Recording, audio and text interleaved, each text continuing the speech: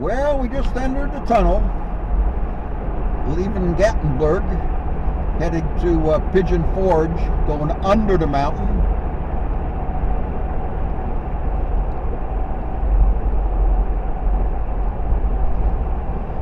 Cruising on 441 here towards Pigeon Forge. Dollywood. Going to check out Dollywood. So follow along these nice windy, curvy, up and down roller coaster roads of the Great Smoky Mountains.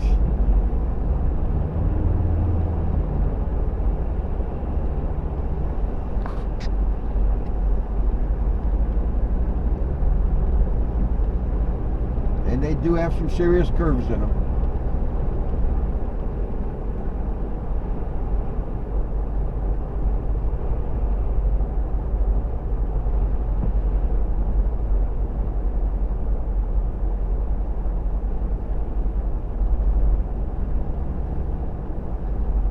Pigeon Forge is about 5 miles ahead of us.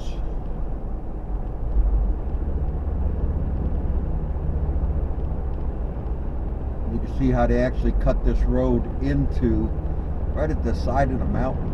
It's just amazing.